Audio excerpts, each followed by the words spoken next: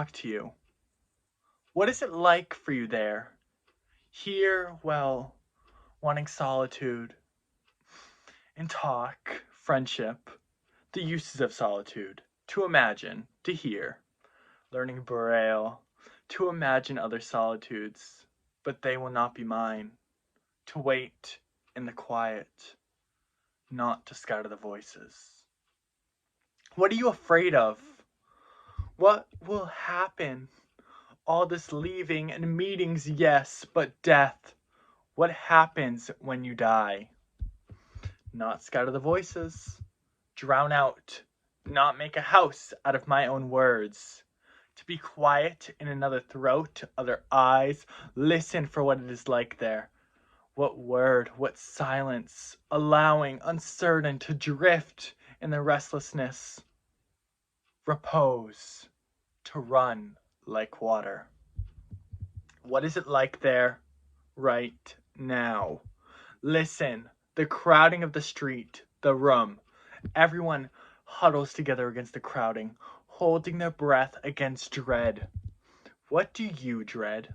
What happens when you die? What do you dread in this room now?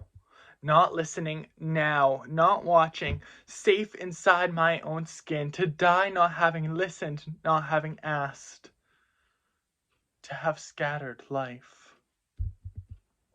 Yes, I know. The thread you have to keep finding, over and over again, to follow it back to life. I know. Impossible.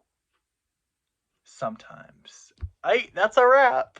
Okay, so my opinion about this poem is that Jean Valentine is trying to emphasize that being who we are makes us ourselves, but it also stops us from experiencing like opportunities with each other or anyone else because you are from two different worlds. That is why you would rather be safe inside your own skin. That is how I interpret it. I am an extroverted person at times, but I can also be introverted depending on who I am around. People often become lonely when they're by themselves. They don't have anyone to relate to, so it can be a double-edged sword when you decide to be yourself because that will separate you from the rest of the group and you just won't be fitting in, you know what I'm saying? Drown out, not make a house out of my own words is very important to me when I first read this poem because it shows to the listener that Jean Valentine, she being a little bit cautious of how she feels, and she doesn't want her words to be taken out of her mouth and perceived as something else.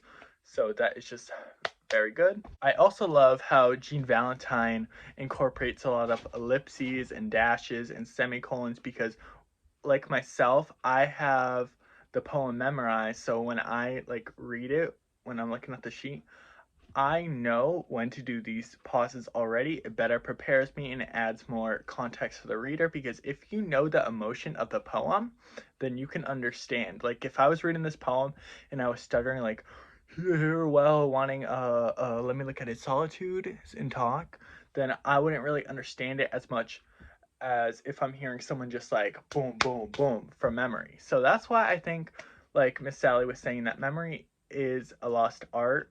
It's also very important that Jean Valentine incorporated Hugh Hughes' quote, which, if you don't know him, he's this poet that I think was German. And his line is, people pray to each other the way I say you to someone else, respectfully, intimately, desperately. And then the way someone else says you to me, hopefully, expectantly, intensely. So that kind of ties back to what I said about Jean Valentine, how people can be perceived differently by others, and that can often result in isolation or fear of being isolated, fear of not fitting in. So I did appreciate how she put that there. I didn't appreciate when I did poetry out loud how they made me memorize it, but it's all good. And I just love this poem.